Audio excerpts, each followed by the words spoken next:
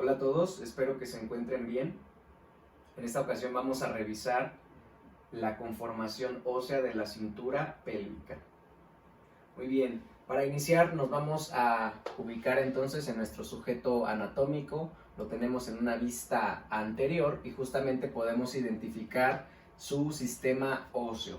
Vamos a enfocarnos entonces en la región más inferior del esqueleto axial, que corresponde a este sitio donde la columna forma al sacro y en la última región al coxis. Entonces, en este sitio donde tenemos al sacro, vamos a ubicar cómo a los lados se articula con este par de huesos coxales y en conjunto estos tres huesos van a formar a la cintura pélvica.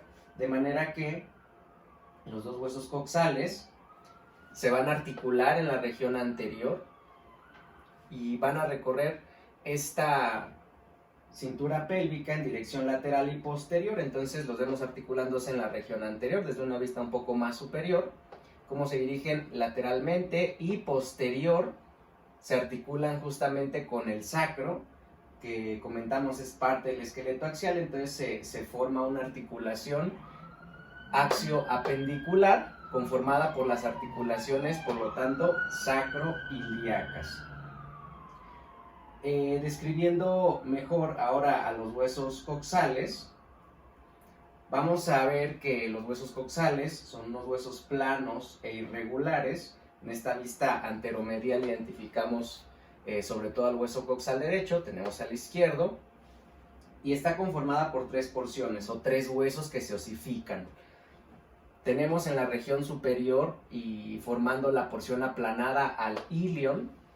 En la región inferior y posterior identificamos al isquion y en la región anterior identificamos al pubis. Entonces estos tres huesos conforman a su vez al hueso coxal y justamente en el sitio donde se unen y se osifican para conformarlo es en este sitio, en la zona acetabular, que la identificamos justamente por la fosa acetabular, evidente en la región lateral del hueso coxal y formando un sitio cuadrangular en la región medial. Entonces, estas son nuestras porciones de los huesos coxales. Vamos a ocultar los otros huesos para poder detallar al hueso coxal. Muy bien. Entonces ahí identificamos al hueso coxal del lado derecho, lo tenemos en una vista anterior. Entonces recordemos los ejes, hacia aquí arriba va a ser superior, inferior, entonces lateral, en este caso medial. Entonces es una vista anterior. Si lo rotamos, vamos a llegar ahora a su cara lateral. Nuevamente en la cara lateral identificamos superior, inferior. En este caso sería anterior y posterior. Continuamos rotando el hueso coxal y llegamos a la vista posterior. Entonces nuevamente superior, inferior. En este caso lateral y medial. Medial, no olvidemos como punto de referencia al hueso púbico. Lo rotamos nuevamente y lo tenemos ahora en una vista medial. En este caso los ejes serían superior, inferior, anterior y posterior. Si terminamos esta rotación, volvemos al punto de partida, a la cara anterior, a la vista anterior.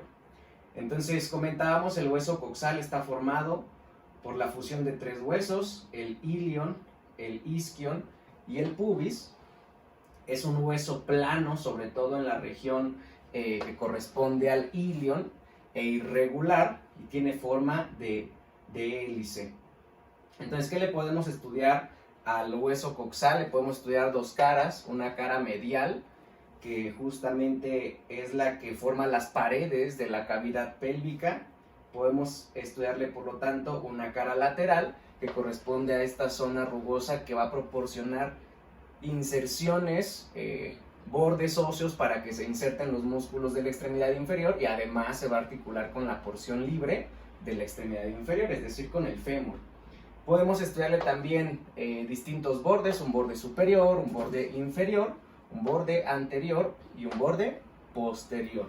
Entonces, tanto en las caras como en los bordes vamos a ver que va a presentar relieves, salientes óseas que nos van a servir como punto de inserción muscular o ligamentaria. Entonces, iniciemos describiendo, vamos a ubicarnos. Entonces, es una vista anterior. Entonces, vamos a identificar inicialmente la cara medial. Entonces, vamos a estudiar esta cara medial. Entonces, recordamos, en esta vista medial es anterior, posterior, superior e inferior. Entonces, la cara medial es, su superficie es lisa, es además cóncava y va a formar, como comentábamos, las paredes anterolaterales de la cavidad pélvica. Entonces, esta cara medial va a proteger a las vísceras propiamente pélvicas, como los aparatos reproductores, y además también en la región superior va a proteger algunas vísceras abdominales, como el apéndice y el ciego. Entonces, de manera muy importante, podemos identificar una prominencia que atraviesa justamente, que recorre esta cara medial del hueso coxal, y este reborde óseo se le va a conocer como la línea terminal. Entonces, la línea terminal tiene distintos segmentos. Un segmento corresponde al ilion propiamente, y se continúa ese reborde óseo hacia el pubis, de manera que le podemos identificar tres porciones. Entonces, la porción que corresponde al ilion se le conoce, lo ponemos con el número 1, esa porción se le conoce como la línea arqueada. Con el número 2, ya en territorio del hueso púbico, esa línea arqueada entonces se continúa como el pecten o la línea pectínea del pubis, y en la región anterior del pubis se continúa o termina en este mismo hueso. Con el número 3 sería la cresta púbica. Entonces, este reborde óseo que lo identificamos en la cara medial del hueso coxal corresponde a la línea terminal, formada entonces por la línea arqueada en el ilion, la línea pectínea en el pubis, y terminamos en la cresta púbica. Esta cresta, por lo tanto, me va a servir porque por encima de la cresta vamos a tener la superficie conocida, o más bien este espacio conocido como la fosa ilíaca, justamente porque está formada por el ala del ilion, y por debajo vamos a tener a la cavidad pélvica. Entonces, con relación a esta cresta que divide la cara medial del hueso coxal, hacia arriba tenemos desde otro punto de vista, o más bien en otras palabras, la pelvis mayor o falsa, y por debajo la pelvis menor o verdadera. Entonces, en la cara superior a la cresta podemos identificar dos regiones, una más anterior y una más posterior. Entonces, esta región anterior corresponde al ala del ilion y corresponde a una superficie cóncava orientada anterior y medialmente, que justamente va a proporcionar protección para algunas vísceras abdominales como el ciego, el apéndice, comentábamos, del lado derecho, al colon sigmoides del lado izquierdo, y por lo tanto se le conoce como la pelvis mayor o falsa.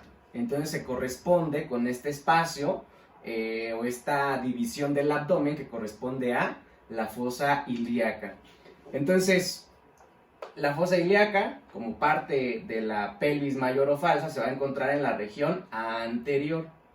Ahora, en la región posterior identificamos una cara articular. Entonces, esta va a ser la región articular del hueso coxal, donde vamos a identificar dos superficies. Una superficie inferior, que además va a estar cubierta por cartílago hialino, de manera que va a formar una articulación sinovial, en este caso con el sacro, que también va a tener una cara que se va a corresponder con esta cara articular. Y por encima tenemos la otra cara articular, pero en este caso ya no contiene cartílago hialino. En este caso va a ser una superficie rugosa que va a estar unida también al sacro, pero en este caso con ligamentos, de manera que van a formar una articulación ya no sinovial, sino fibrosa, de tipo sindesmosis, y ambas entonces van a ser las articulaciones sacro-ilíacas. Entonces, la región articular y la fosa ilíaca son las superficies que podemos identificar por encima de nuestra línea terminal en la cara medial del hueso coxal. Ahora, por debajo de esta línea terminal, entonces comentamos, vamos a encontrar este espacio que le vamos a conocer entonces como la pelvis menor o verdadera. Entonces, la pelvis menor o verdadera también recordemos, está delimitada por la abertura pélvica superior hasta la abertura pélvica inferior. Entonces, ¿qué identificamos en la región inferior a esta línea? Identificamos esta zona, ¿sí? Esta zona cuadrada, justamente corresponde al sitio donde se osifican, donde se fusionan el ilion, el isquion y el pubis. Entonces, esta zona es la región acetabular, que en la cara lateral pues corresponde justamente donde se encuentra el acetábulo. Entonces identificamos la región medial como esta superficie cuadrada en la cara lateral se corresponde justamente a donde se encuentra el acetábulo. Esa es la zona acetabular. Y por debajo de la zona acetabular identificamos la región del foramen obturado. Entonces, este foramen obturado va a estar delimitado anteriormente por el pubis, que lo tenemos en verde, posteriormente por el isquion y superiormente por el acetábulo, que es más evidente en la cara lateral. Entonces, en esta cara interna podemos identificar al hueso púbico. El pubis está conformado por dos ramas y un cuerpo. Entonces podemos identificar la rama superior del pubis, la rama inferior del pubis y el cuerpo del pubis. En esta vista, el cuerpo del pubis observamos que tiene esta superficie elipsoidea, rugosa, que me va a servir como sitio de articulación con el hueso púbico del lado contrario. En este caso, para formar la sínfisis del pubis. Entonces puedo identificar esta cara articular del pubis. Entonces rotamos nuevamente al hueso coxal. Aquí podemos identificar con mejor detalle la rama superior, la rama inferior, y aquí tenemos el cuerpo del pubis con su cara articular para el disco interpúbico. Entonces el pubis está formando el límite anterior del foramen obturado. Para el límite posterior del foramen obturado, comentábamos, corresponde al isquion. Entonces el isquion parte de esta zona cuadrangular, que es la zona acetabular. Entonces tenemos el cuerpo del ilion y tenemos también una rama del ilion. Entonces el cuerpo y la rama del ilion, del isquion, perdón, el cuerpo 1 sería el cuerpo del isquion, 2, la rama del isquion. Entonces, en el punto donde se fusionan el cuerpo y la rama del isquion, se forma esta saliente en dirección posterior e inferior, que es la tuberosidad isquiática. Entonces, se une cuerpo y rama, en el punto forman a la tuberosidad isquiática. Ahora, la rama del isquion se va a unir con la rama inferior del pubis, de manera que forman esta rama que también se le conoce como rama isquiopúbica. Entonces, estos son los elementos que podemos identificar en la cara medial del hueso coxal. Ahora, también podemos identificar algunas estructuras de sus bordes. Por ejemplo, recordemos que es una vista medial, por lo tanto, aquí es anterior, hacia el otro extremo es posterior, superior e inferior. Entonces identificamos el borde anterior del hueso coxal y también identificamos el borde posterior de este hueso coxal, así como su borde superior y su borde inferior. Entonces el borde superior corresponde a esta superficie del ala del ilion, y entonces se le conoce como la cresta ilíaca. Entonces el borde superior lo está ocupando por completo esta superficie que es la cresta ilíaca. ¿De dónde a dónde recorre la cresta ilíaca? Fíjense, aquí tenemos esta saliente, corresponde a la espina ilíaca antero-superior. Entonces, en este punto, justamente se une el borde superior con el borde anterior del hueso coxal. Entonces, a nivel de la espina ilíaca antero-superior. Y en la región posterior tenemos algo muy similar, nada más que en esta región es una espina ilíaca postero-superior. Entonces, ¿de dónde a dónde recorre la cresta ilíaca? Desde la espina antero-superior hasta la espina postero-superior. Entonces ahí termina además el borde superior del hueso y se continúa con el borde anterior en la región anterior y con el borde posterior en la región posterior. Entonces, si seguimos el borde anterior, vamos a ver que debajo de la espina ilíaca antero-superior vamos a tener ahora una espina ilíaca antero-inferior. Y en el extremo contrario también vamos a tener, aunque más evidente en la cara lateral, una espina ilíaca postero-inferior. Entonces, de manera similar, tanto el borde anterior como el borde posterior, identificamos sus dos espinas, una superior y una inferior. Ahora, si continuamos en el borde anterior, por debajo de la espina ilíaca antero-inferior, identificamos esta saliente, esta otra saliente que se forma en la unión del ilion con el pubis. Entonces, en este sitio donde se unen el ilion con el pubis, se va a formar esta prominencia iliopúbica justamente. Entonces, como parte del borde anterior. Si continuamos el borde anterior, llegaríamos a la rama superior del pubis hasta el cuerpo del pubis. Entonces, estos son los elementos de nuestro borde anterior. Espina ilíaca antero-superior, espina ilíaca antero-inferior, eminencia iliopúbica y la rama superior del pubis.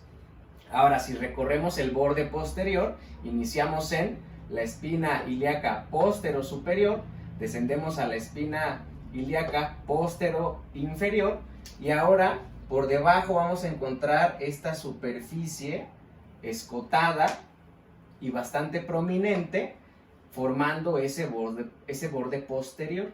Entonces esta superficie va a corresponder a la escotadura isquiática o ciática mayor. Entonces, si seguimos ese borde posterior, entonces llegamos a la escotadura ciática mayor, seguimos en dirección descendente y nos encontramos ahora con esta saliente como parte del isquion en su borde posterior. Entonces, esta saliente corresponde a la espina isquiática o también llamada espina ciática. Entonces, con relación a la espina, por encima tenemos a la escotadura isquiática mayor y por debajo vamos a ver otra superficie muy similar a la superior pero menos profunda, que en este caso va a ser la escotadura ciática menor. Y seguimos el borde de la escotadura ciática, vamos a llegar a la tuberosidad, comentábamos, isquiática. Entonces no confundamos la espina ciática o isquiática con la tuberosidad ciática o isquiática.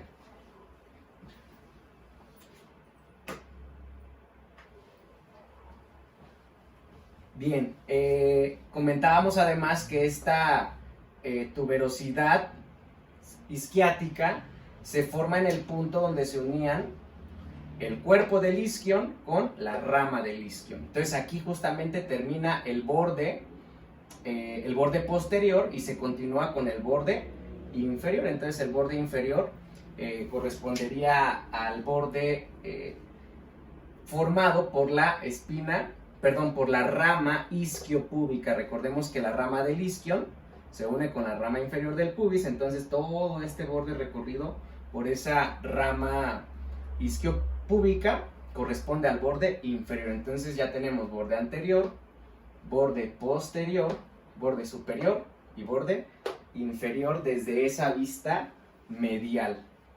Ahora vamos a identificar cuáles son las estructuras que se encuentran en la vista lateral. Y recalcando, entonces esta cara medial del hueso coxal va a servir sobre todo, recordemos, para la protección entonces de las vísceras en la pelvis menor o verdadera y en la pelvis mayor o falsa. Bien, ahora vamos a rotar a nuestro hueso coxal. Entonces este era nuestro punto de partida, una vista anterior. Entonces es el coxal del lado derecho, entonces superior, inferior, lateral y medial. Entonces vamos a rotarlo nuevamente y nos encontramos con esta vista lateral. Ahora en esta vista lateral nuestros ejes serían superior, inferior, posterior y anterior.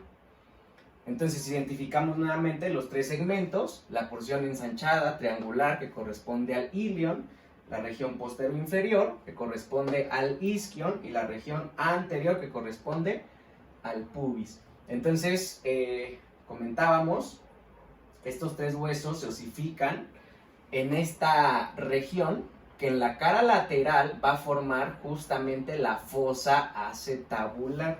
Entonces esa fosa acetabular podemos observar cómo está tallada de manera que pueda introducirse la cabeza del fémur para formar la articulación coxofemoral o articulación de la cadera. Entonces tenemos esta fosa acetabular, una vista superior, una vista anterior, una vista posterior, una vista inferior. Entonces ahí identificamos a nuestra fosa acetabular. Nos vamos a acercar a la fosa y entonces identificamos que la fosa acetabular tiene una región superior formada por el ilion, una región anterior formada por el pubis y una región posterior formada por el isquion. Y entonces tiene dos regiones. Esta fosa acetabular tiene una región central que no va a ser articular y que por lo tanto es una superficie rugosa y que carece de cartílago articular, a diferencia de esta zona que observamos en la periferia en forma de semiluna, que justamente corresponde a la fosa semilunar, que está recubierta por cartílago hialino, y esta entonces va a servir como sitio de inserción para la cabeza del fémur y van a formar una articulación de tipo sinovial, por lo tanto. Entonces vemos que su forma semilunar se produce porque en la región anteroinferior está incompleta. En este sitio donde se une el pubis con el isquion, se produce esta escotadura, se le conoce como escotadura isquiopúbica, y en ese sitio la fosa acetabular es discontinua. Lo podemos observar justo en la carilla semilunar, y entonces esta escotadura presenta continuidad con la cara rugosa o no articular de la fosa acetabular. Entonces identificamos esta escotadura en una vista inferior es más evidente, como este sitio donde el borde del acetábulo es discontinuo y entonces forma la escotadura isquiopúbica, y entonces la responsable de que la carilla semilunar tenga justamente esta morfología. Muy bien, entonces el borde que delimita la fosa acetabular, pues justamente es el borde acetabular. Y por encima de este borde encontramos esta región que se le conoce como el surco supraacetabular. Desde una vista anterior, aquí identificamos entonces al surco supraacetabular. Entonces, ese surco supraacetabular está delimitado superiormente por una línea rugosa, identificamos en este sitio, esta línea rugosa, que es el labio del surco supraacetabular, que también se le conoce como la línea glútea inferior. Entonces,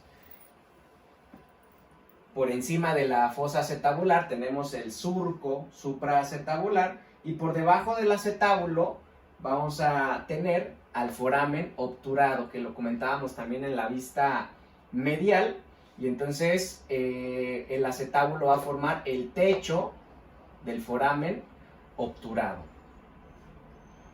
Muy bien, entonces en la cara lateral identificamos la región acetabular y ahora por encima de la región acetabular vamos a identificar ahora la región glútea, que corresponde a la cara lateral del ilion. Entonces en este caso la cara lateral del ilion va a ser una superficie rugosa y convexa, a diferencia de la medial, que era lisa y cóncava.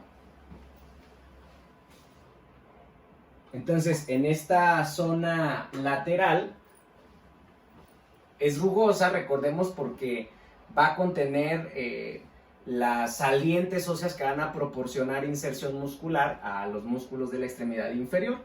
Entonces podemos identificar en esta vista lateral nuevamente el borde superior, que corresponde a la cresta ilíaca. Recordemos que va de borde anterior al borde posterior. Entonces en el borde anterior identificamos inicialmente la espina ilíaca antero-superior y entonces corre hasta la espina ilíaca ahora postero-superior también. Entonces identificamos la cresta.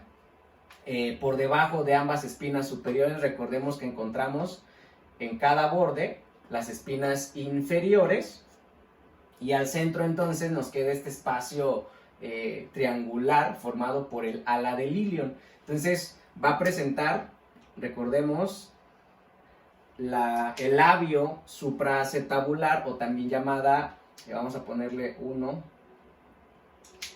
es la línea glútea inferior, y entonces esta cara glútea va a presentar justamente otras dos líneas.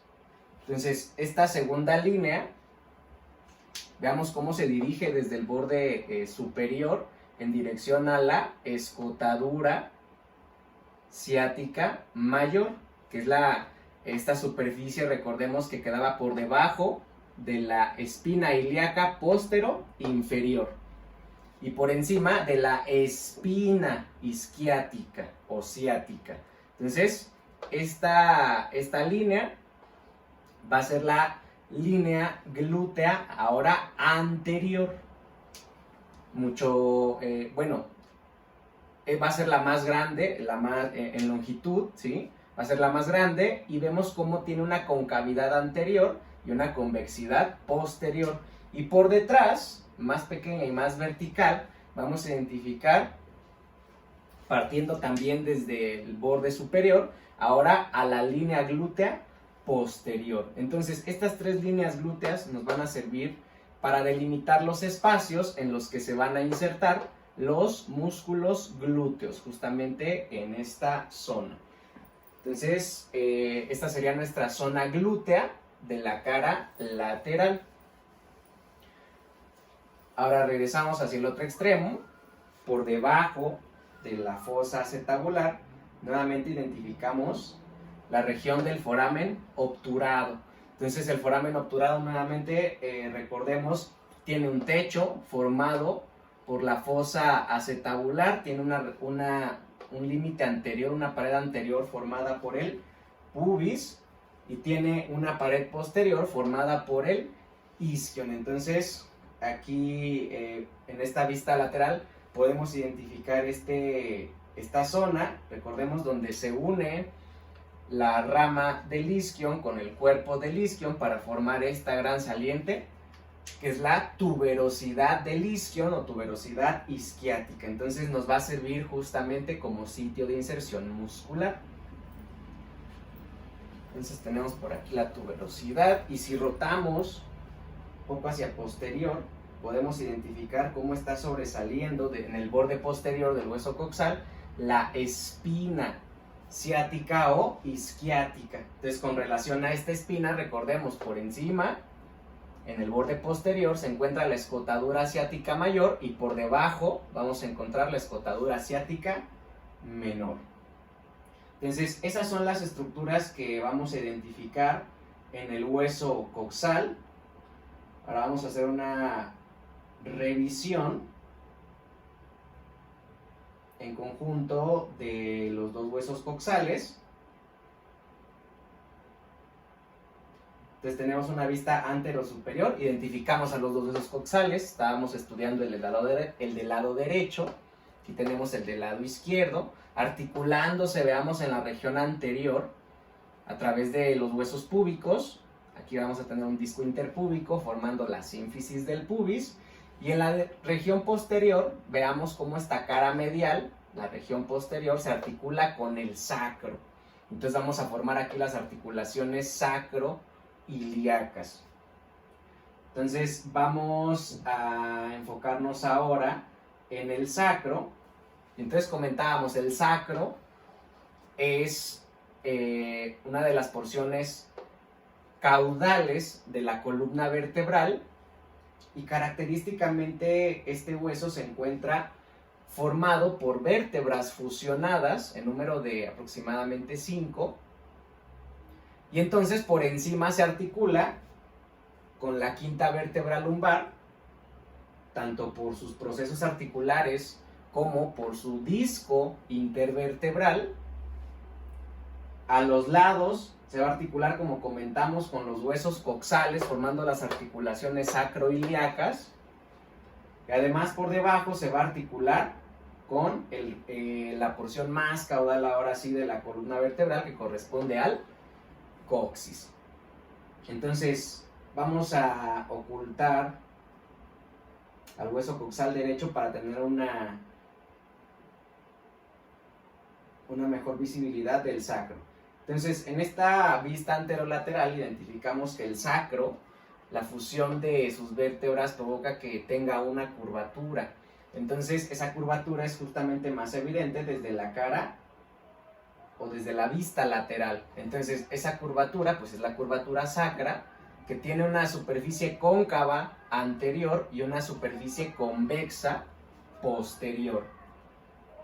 Entonces, la superficie cóncava anterior la identificamos porque es lisa y justamente va a servir como pared posterior para la cavidad pélvica, y también va a funcionar como estructura en el canal de parto, ¿sale? Entonces por eso tiene esta concavidad y es lisa en la región anterior.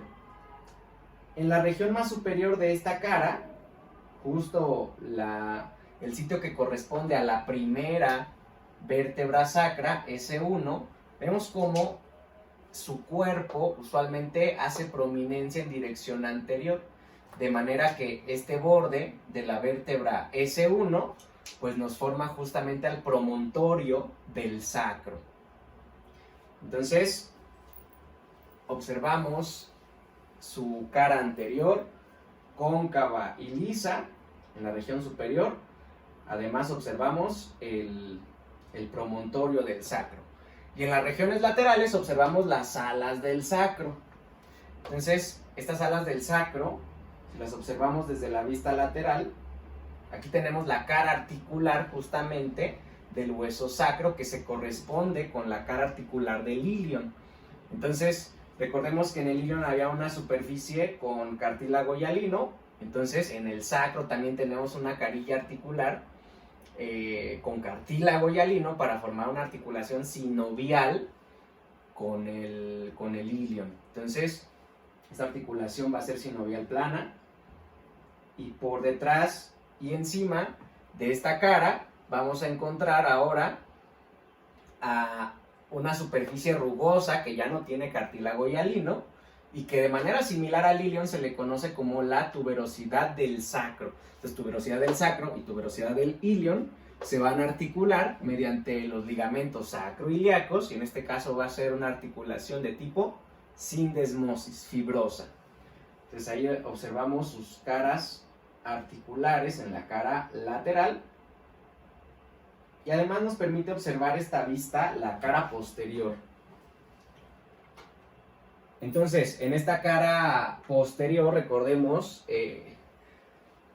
vamos a tener la superficie convexa de la curvatura sacra, y a diferencia de la cara anterior va a ser una superficie rugosa. Recordemos que en este sitio se fusionan no solamente los cuerpos de las vértebras como en la región anterior, sino también sus procesos espinosos, se fusionan sus procesos articulares y se fusionan sus procesos transversos. De manera que la fusión de esas estructuras nos provoca que se formen las líneas sacras. Entonces tenemos esta primera línea que corresponde al punto donde se fusionan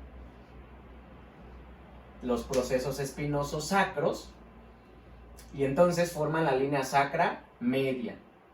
Entonces aquí observamos 4 procesos espinosos justamente que están fusionados, y el quinto no lo observamos porque usualmente está ausente, y en este sitio donde no se encuentra el quinto proceso espinoso, encontramos entonces el hiato del sacro. Entonces este hiato es la desembocadura del conducto del sacro, que recordemos pues es la continuación del conducto medular en la columna vertebral. Entonces ahí vamos a tener el hiato del sacro, y justo por debajo la articulación sacro-coxígea. Entonces a los lados ahora de la línea sacra media vamos a tener otra línea, pero que en este caso va a estar formada por la fusión de los procesos articulares, y en la región más lateral vamos a tener ahora dos líneas sacras laterales.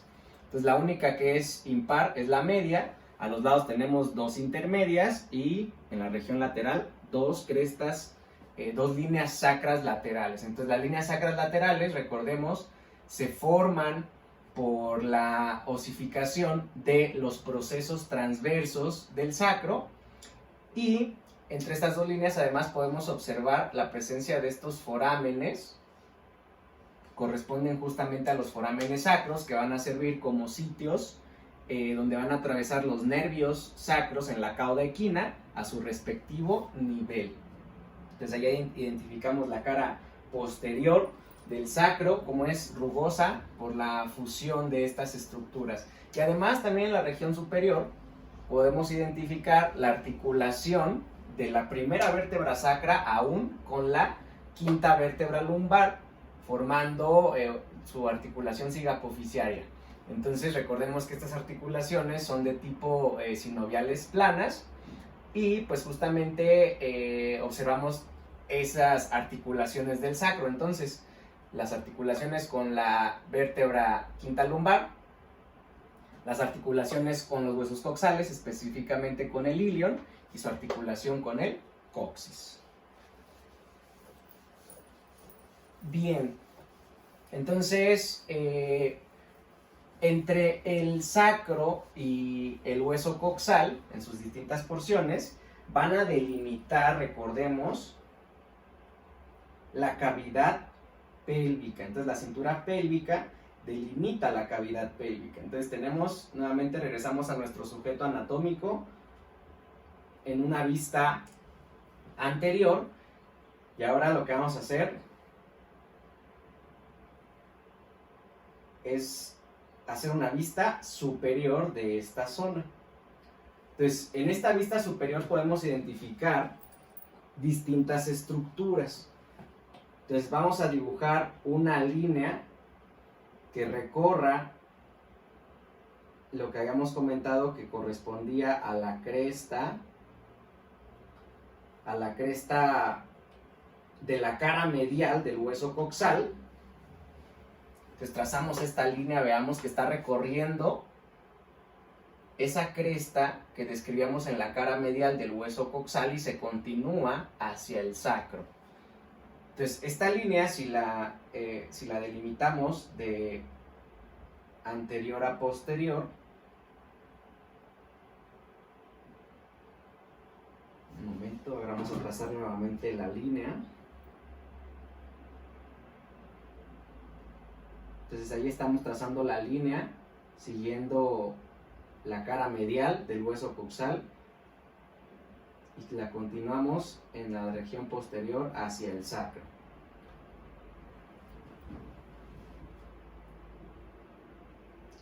Entonces vamos a seguir esta línea. En la región anterior partimos desde la cresta púbica, ¿sí? Entonces en la región anterior partimos de la cresta púbica, continuamos, recordemos, en la cara medial del hueso coxal, en esta porción que correspondía al pubis, que es la línea pectínea o pecten del pubis, ¿sale? Entonces cresta púbica, línea pectínea o pecten del pubis, y recordemos que este reborde óseo, la porción que se continuaba hacia el ilion, correspondía a la línea arqueada. Entonces, hasta aquí formándome la línea, recordemos, terminal en la cara medial del hueso coxal. Ahora esa línea terminal se continúa, podemos continuar ese reborde óseo hacia las alas del sacro, y en la región más posterior, recordemos la prominencia que hace la primera vértebra sacra. Entonces, esta línea que acabamos de trazar y describir corresponde a la abertura pélvica superior. Obviamente se continúa con la del otro lado y llega a la región anterior para cerrarse. Entonces, esta región, esta línea, nos marca entonces las estructuras óseas, los rebordes que nos conforman a la abertura pélvica superior.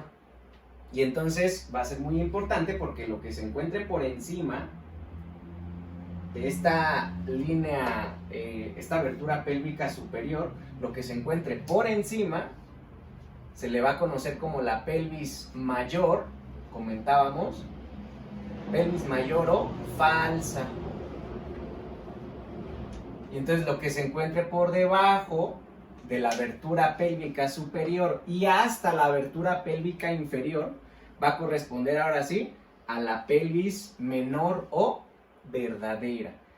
Entonces, de esta manera identificamos las estructuras que conforman la línea, la abertura pélvica superior. Entonces, así como hay una abertura pélvica superior, también hay una abertura pélvica inferior que delimitan la pelvis menor o verdadera. Entonces, para identificar los bordes de la abertura pélvica inferior, vamos a identificar justamente una vista ahora inferior de nuestro sujeto anatómico. Entonces, hacia acá arriba va a ser anterior, hacia acá abajo posterior, la derecha de nuestro sujeto anatómico, la izquierda. Entonces, vamos a agregar algunos ligamentos que nos van a servir justamente como referencia para delimitar esta abertura. Y vamos a apuntar algunas otras estructuras en este momento. Entonces tenemos nuevamente nuestra vista inferior. Y ahora lo que vamos a hacer es identificar. Anteriormente tenemos aquí el pubis, sale el hueso púbico, su rama superior, su rama inferior, el cuerpo del pubis. Identificamos un ligamento interpúbico inferior y este va a ser nuestro punto de partida. Entonces, desde el borde de este ligamento, en la región anterior, el borde inferior de nuestro ligamento púbico inferior. Si continuamos hacia los lados, ahora recorremos este borde formado por la rama isquiopúbica o la rama inferior del pubis, la rama isquiática, y vamos a llegar justamente hasta la tuberosidad isquiática. Recordemos la tuberosidad isquiática, donde se une la rama del isquion con el cuerpo del isquion. Y ahora vamos a seguir en dirección posterior el borde de este ligamento, el borde de este ligamento que va justamente la tuberosidad isquiática hacia el sacro. Entonces le vamos a llamar el ligamento sacro-tuberoso. Y por último, vamos a recorrer el borde que nos ofrece esta porción más inferior de la columna vertebral que corresponde al coxis. Entonces, desde la región anterior, el borde del ligamento púbico inferior. Luego, el borde de la rama isquiopúbica hasta la tuberosidad isquiática. Después, en dirección posterior, recorriendo el ligamento sacrotuberoso y en la región inferior, el borde inferior del pubis, que se continúa hacia el otro lado. Estos van a ser mis límites de la abertura pélvica inferior. Entonces, comentábamos la abertura pélvica inferior. Podemos observar desde otra perspectiva, una vista inferior. Nos acercamos un poco más. Cómo se encuentran justamente sus límites, y entonces desde la abertura pélvica inferior hasta la superior, que por ahí alcanzamos a ver los límites de la abertura superior, recordemos, vamos a tener a la pelvis menor o verdadera. Entonces, desde una vista superior nos asomamos hacia acá abajo, nos asomamos al borde. Vean, aquí está el ligamento sacro tuberoso, y entonces